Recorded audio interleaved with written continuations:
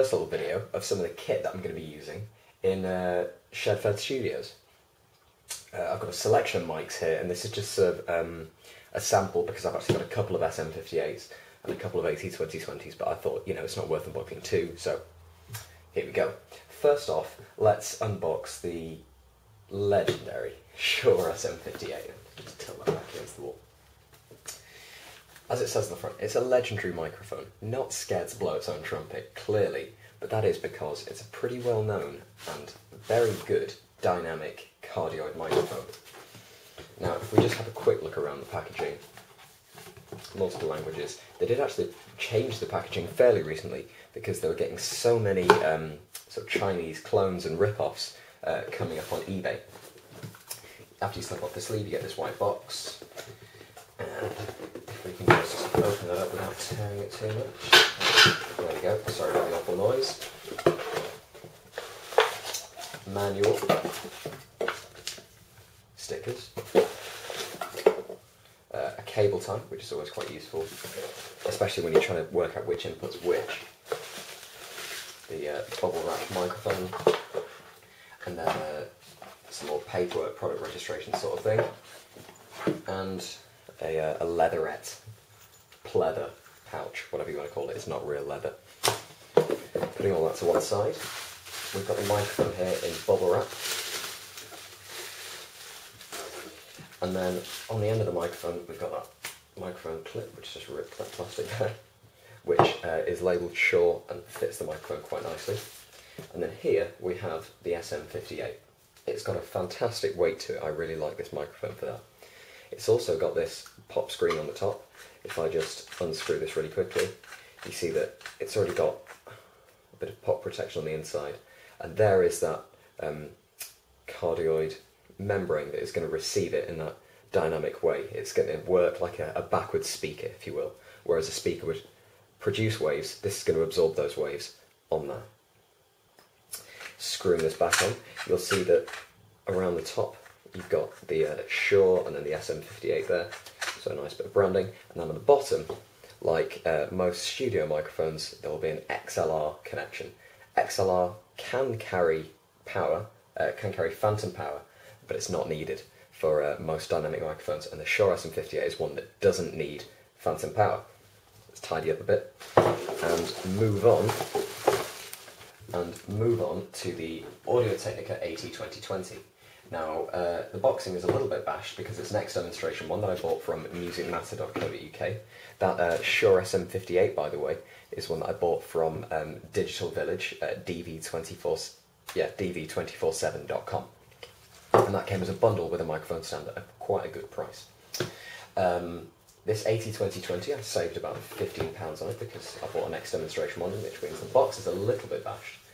But I've had a look inside, and it comes with everything that it should do, and the microphone itself is in great condition. I've actually done an unboxing of one of these on my Technalicious channel, Defogging, where I wanted the USB one, but I actually ended up with the XLR one. Now I've ended up buying an XLR one, so I've got the both, which is quite handy. As I said, XLR connection on the bottom. I think this does require phantom power because this is a different type of microphone. It's a condenser microphone. Now, it says cardioid condenser because that's the pattern that it receives audio from. You're going to get a sort of heart shape coming from the front of the microphone of where it's going to receive it. Around the back, it looks very similar, but it does say back because you're going to get a bit of a bassy, muffled noise if you try and record it on the back.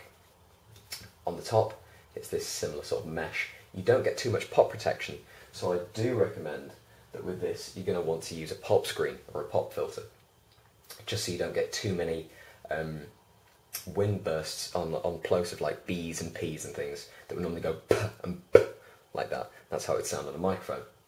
So that is the Audio Technica AT2020.